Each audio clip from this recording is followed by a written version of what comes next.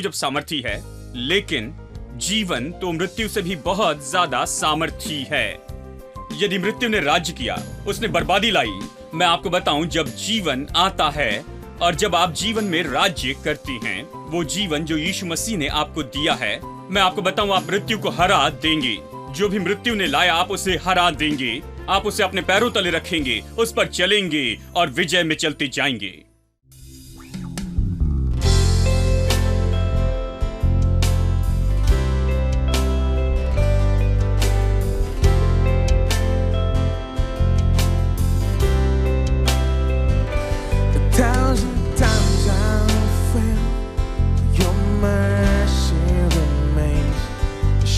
I stumble again, I'm caught by your grace, everlasting. Your light will shine when all else fades, never ending. Your glory goes beyond all fame. My heart and my soul, I give you control. Consume me from the inside out, Lord. Let justice and praise become my embrace, to love you from the inside out.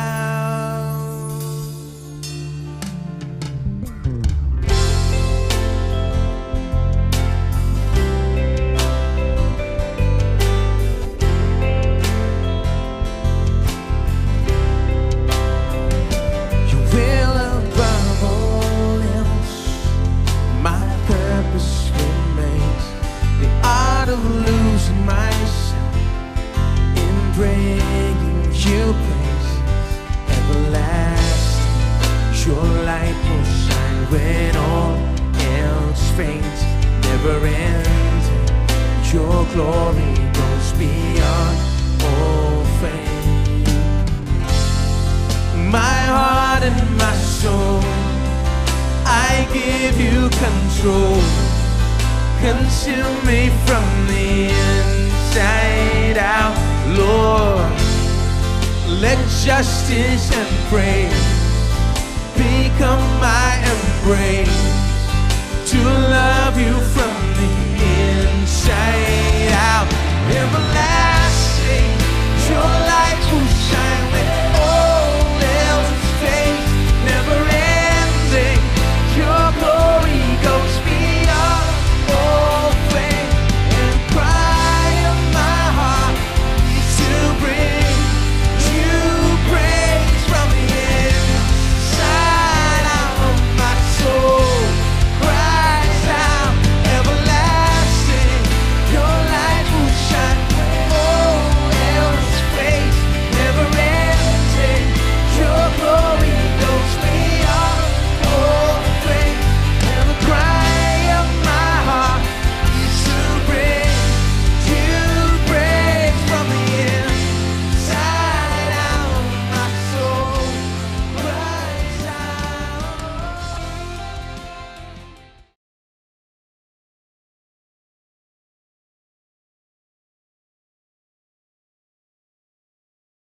प्रकाशित वाक्य अध्याय 1। और चलिए पढ़ते हैं वचन 6। वचन 5 और 6 बेहतर होगा। यीशु मसीह की ओर से, जो विश्वास योग्य, साक्षी और मरे हुए में से जी उठने में पहले उठाए और पृथ्वी के राजाओं का हाकिम है, वो हमसे प्रेम रखता और उसने अपने लहू के द्वारा हमें पापों से छुड़ाया है और हमें एक राज्य और अपने पिता परमेश्वर के लिए याजक भी बना दिया। उसी की महिमा और पराक्रम युगान युग रहे। आमीन। अब हम सिखा रहे हैं कि हम कौन हैं, हमारे पास में क्या है और हम क्या कर सकते हैं। यह ऐसी शिक्षा है जिसमें नए नियम से बहुत सी सच्चाई बताई गई है, जहां हमें बताया गया है कि हम मसीह में कौन हैं और हमें क्या दिया गया है इस छुटकारे में और इसके द्वारा, और हम क्या कर सकते हैं। हमने पूरा किया है। इसका एक भाग हम इसे अलग भागों में सिखा रही हैं, और इसमें से एक भाग है जिसे हमने कुछ हफ्तों पहले पूरा किया है, जिसका नाम है जीवन से भी बढ़कर। ये तो बाइबल का विवरण है विश्वासी के लिए, नए नियम के विश्वासी के लिए, जीवन से भी बढ़कर। अब उसे पूरा करने के बाद में पिछले हफ्ते हमने देखना शुरू किया राजा के बारे में। बाइबल हमें राजा के रूप में बताती है कि परमेश्वर ने हमें राजा बनाया है। हम परमेश्वर के सामने राजा बनाए गए हैं। आज जो हमारे पास में छुटकारा है, उसने हमें परमेश्वर के सामने राजा बनाया है। अब इसके बारे में बहुत से सीधे वचन हैं। पहला पत्रस 2:9 हमने पिछले हफ्ते इसे अच्छे से पढ़ा था, जहां हमें बताया गया कि हम राज पदधारी याजक हैं। और ऐसे सीधे वचन जो बाइबल में बताए गए हैं, जो ये बताते हैं कि हम तो राजा हैं।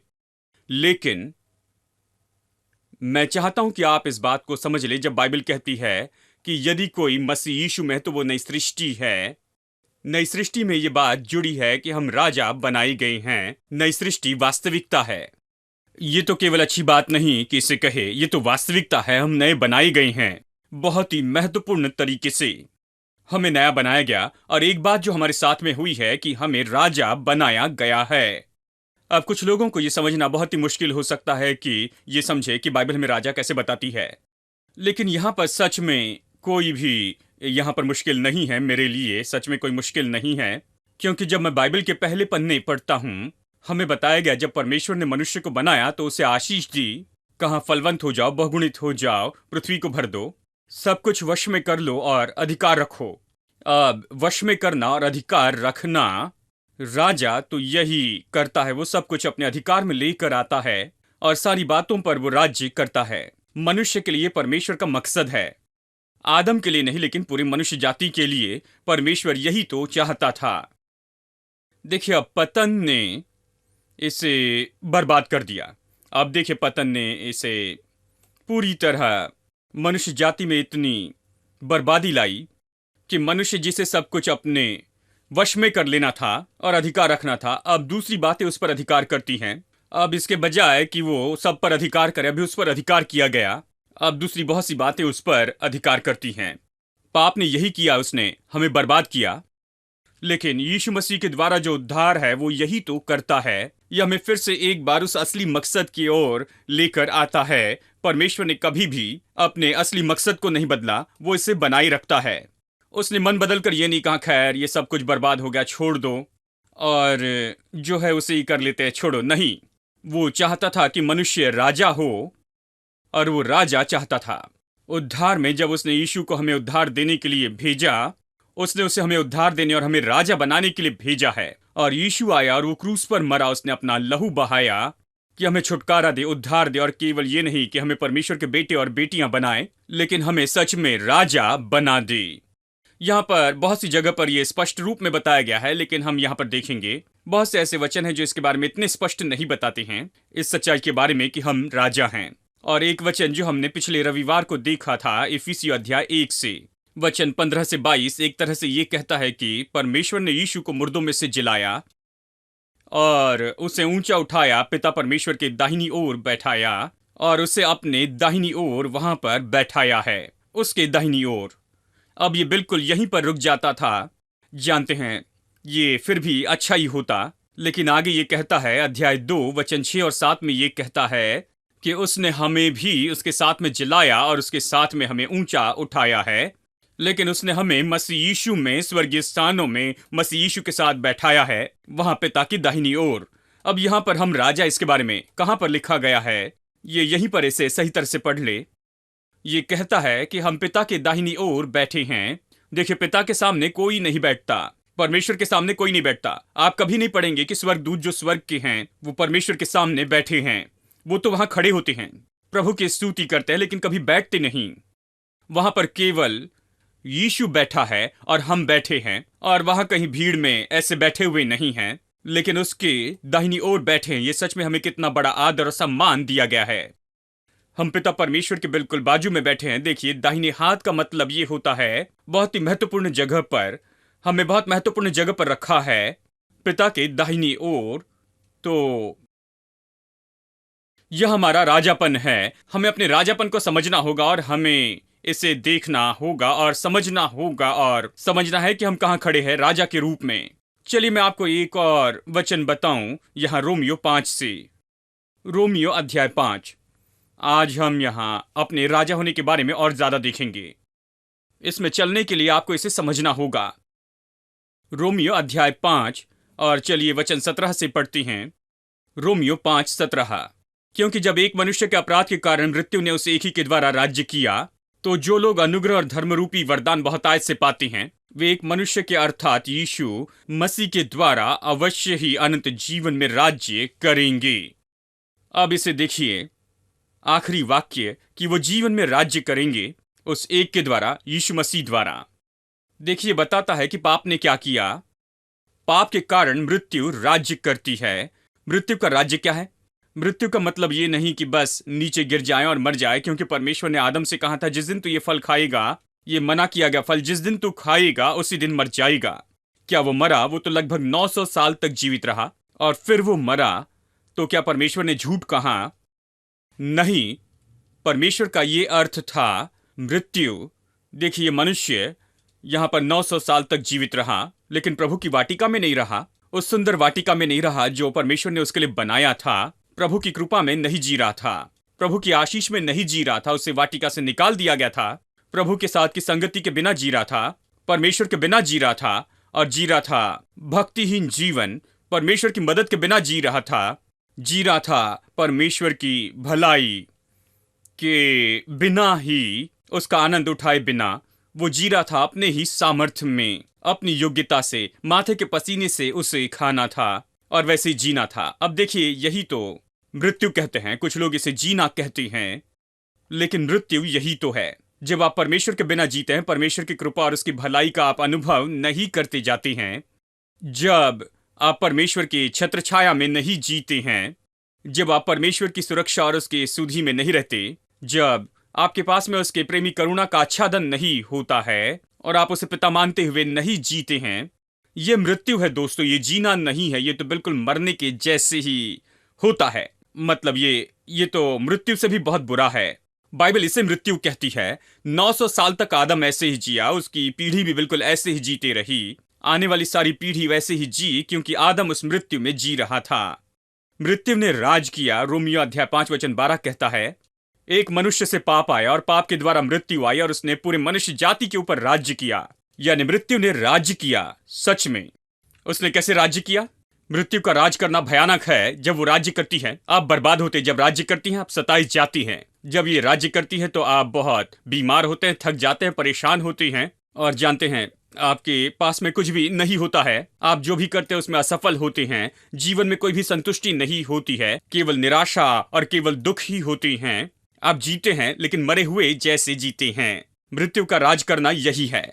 मृत्यु, ये शब्द बाइबल में जो ये दर्शाता है कि, यानी देखिए, ये ऐसा शब्द है जिसमें शारीरिक मृत्यु से भी बढ़कर अर्थ है। मृत्यु का मतलब पतन के द्वारा हर एक बुरी चीज हमारे पास आती है। यदि मृत्यु का ये अर्थ है तो फिर जीवन, हम इसे अच्छे से समझ सकते हैं। जीवन का मतलब हर एक अच्छी चीज जो यीशु मसीह के द्वारा आती है। मृत्यु ने राज किया, मृत्यु ने सताया। हम जो थे उसने हमें वही बनाया, दुखी और असफल व्यक्ति। ऐसे लोग जो अंधकार में जीते रहे हैं, ऐसे लोग जो शैतान के बंधन में जीते रहे हैं। और यही तो मृत्यु का राज करने का मतलब है। यदि मृत्यु में इतनी सामर्थ्य है कि वो लोगों के ऊपर में राज कर सके और लोगों को सताते जाए और उन्हें बिल्कुल खाली कर दे और उन्हें पूरी तरह से बर्बाद करे, हर तरह से आत्मा, प्राण और शरीर और परिवार और धन में उन्हें पूरा बर्बाद किया, शर्म मिलाया। यदि मृत्यु ये कर सके, इसमें इतनी सामर्थ्य है, तो मैं कहूं कि जीवन में और ज्यादा सामर्थ्य है। और यही तो वचन 17 कहता है। क्योंकि यहां पर पूरे अध्याय का जो बहस है रोमियो अध्याय 5 में, वो यही है, जो कुछ पाप ने किया है धार्मिकता उससे बढ़कर करती है। ये ज्योति और अंधकार के जैसे है। देखिए, अंधकार में तो सामर्थ्य होती है, लेकिन ज्योति में अंधकार से ज्यादा सामर्थ्य होती है। इसलिए जब लाइट लगाया जाता है तो अंधकार को जाना है। ज्योति सामर्थ्य है और इसी तरह से मृत्यु जब सामर्थ्य है, लेकिन जीवन तो मृत्यु से भी बहुत ज्यादा सामर्थ्य है। यदि मृत्यु ने राज्य किया, उसने बर्बादी लाई। मैं आपको बताऊं, जब जीवन आता है और जब आप जीवन में राज्य करती हैं, वो जीवन जो यीशु मसीह ने आपको दिया है, मैं आपको बताऊं, आप मृत्यु को हरा देंगे। जो भी मृत्यु ने लाया, आप उसे हरा देंगे। आप उसे अपने पैरों तले रखेंगे, उस पर चलेंगे और विजय में चलते जाएंगे, क्योंकि जीवन महान है।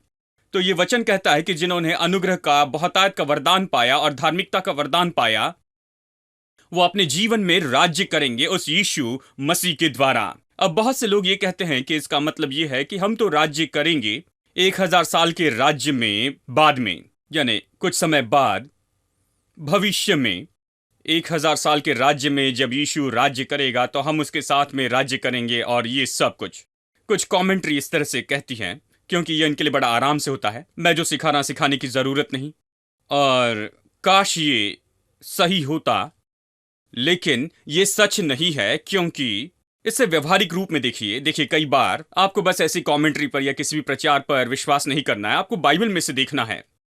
मृत्यु ने कब राज्य किया? क्या ये उस 1000 साल के बारे में कह रहा है जो भविष्य में आएगा? मृत्यु अभी राज करती है। जब से आदम ने पाप किया तब से मृत्यु ने राज किया और हमेशा राज करती आई है। और फिर जीवन कब आया? कब बहुतायत का अनुग्रह और धार्मिकता का वरदान आया? यीशु मसीह के द्वारा 2000 साल पहले जब यीशु क्रूस पर मरा, यह हमें दिया गया। और जबकि यीशु राज्य करता है, अनुग्रह आया और धार्मिकता आई है। और अब हम पिछले 2000 साल से यीशु मसीह के द्वारा राज्य करते जाते हैं। मृत्यु ने इस जीवन में राज्य किया। इस जीवन में मृत्यु ने विनाश लाया। मृत्यु ने लोगों के जीवन को नाश किया। अभी वर्तमान में लोग अभी इस दशा में क्यों हैं? क्योंकि अभी मृत्यु राज कर रही है। जो लोग परमेश्वर को नहीं जानते वो अंधकार की सामर्थ्य में क्यों जी रहे हैं? और इस तरह का जीवन वो जी रहे हैं क्योंकि मृत्यु अभी राज कर रही है। मृत्यु का राज करना वास्तविकता है आज, 1000 साल बाद नहीं, या 1000 साल के राज्य में नहीं, लेकिन यह अभी वास्तविकता है। यदि मृत्यु का राज करना अभी वास्तविकता है तो फिर मैं क्यों कहूं कि जीवन का राज्य करना, यानी जीवन में राज्य करना, वो केवल कल वास्तविकता होगी, आज नहीं। व्यवहारिक रूप में इसे नहीं समझ सकते हैं। यदि मृत्यु ने आज राज्य किया, मुझे बर्बाद किया, तो जीवन भी आज ही आता है यीशु मसीह के द्वारा और मुझे ऐसे बनाता है कि मैं मृत्यु के सामर्थ्य के बहुत ऊपर पहुंचूं और विजय पाऊं, और मृत्यु की हर एक सामर्थ्य के ऊपर में मैं अपने जीवन में विजय पाते जाऊं। आमीन। चलिए कुछ और अनुवादों से पढ़ लेते हैं, क्योंकि देखिए ऐसे कुछ ट्रांसलेटर्स हैं। मैंने इस हफ्ते बहुत से ट्रांसलेशन पढ़े हैं इस वचन पर। देखिए ऐसे कुछ ट्रांसलेटर्स हैं जिन्होंने वहां पर अपने विश्वास को डालने की कोशिश की। कई बार जानते हैं तो वो सिद्ध नहीं।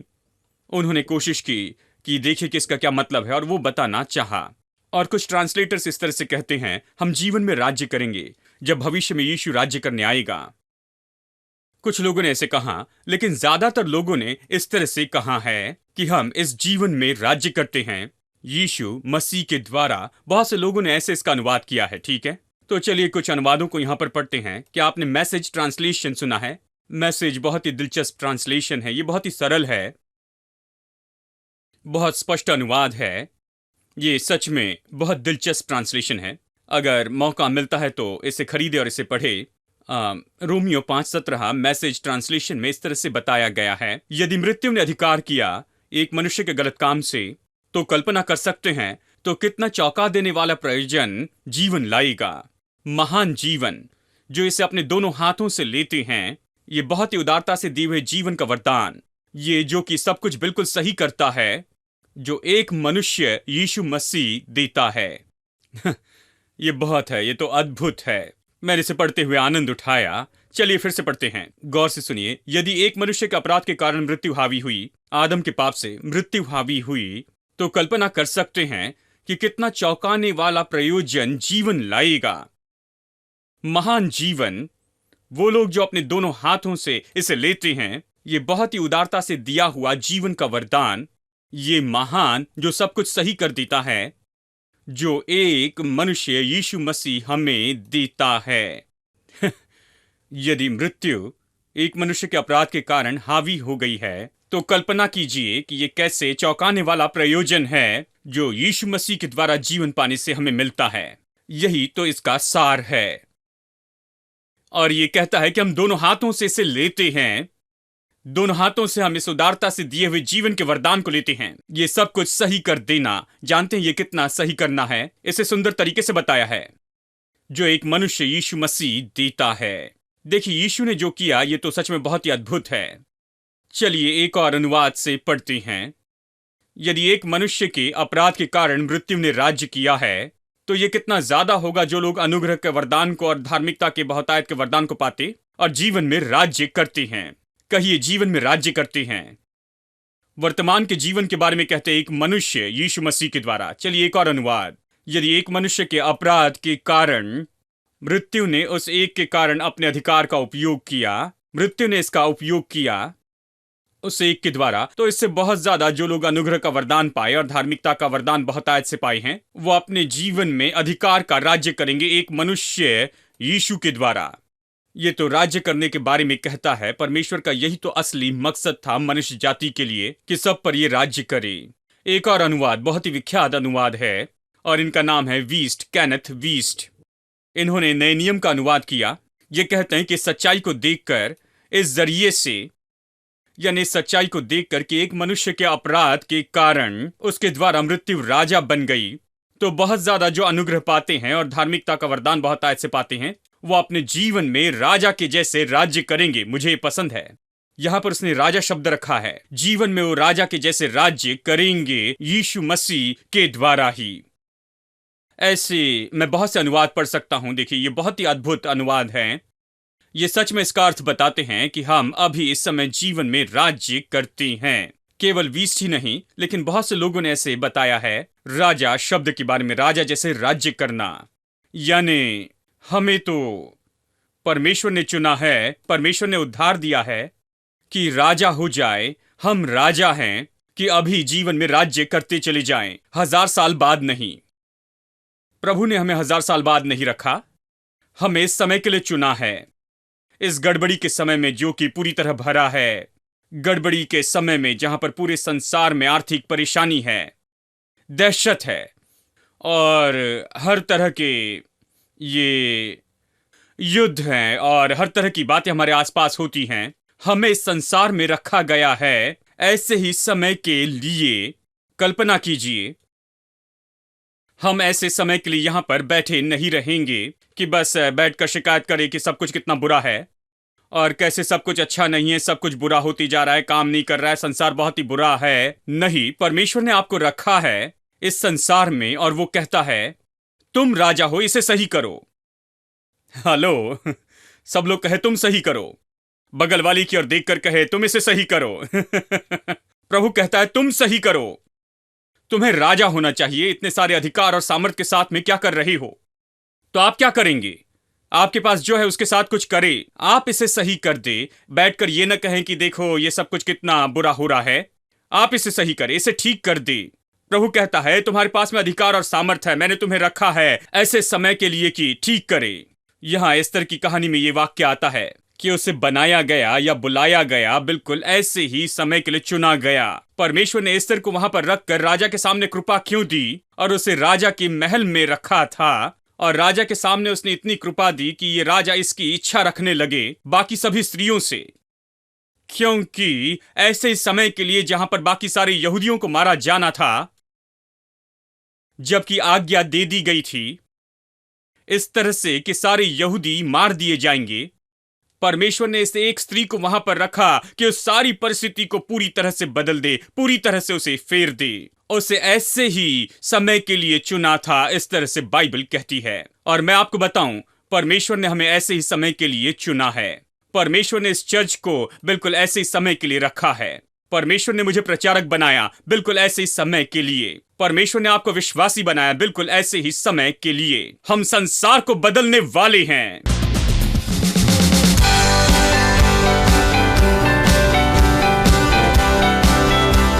Clap our hands.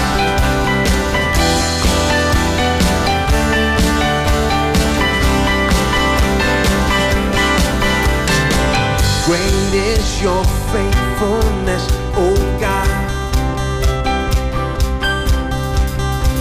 You wrestle with the sinner's restless heart. You lead us by still waters and to mercy, and nothing can keep us apart. You remember your people, remember your children, remember your promise, oh God. Your grace is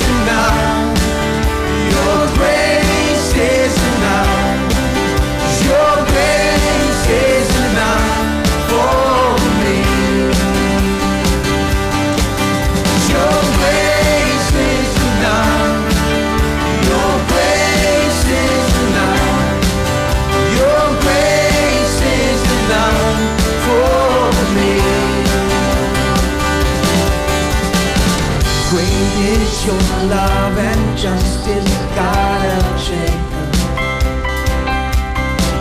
You use the weak to lead the strong.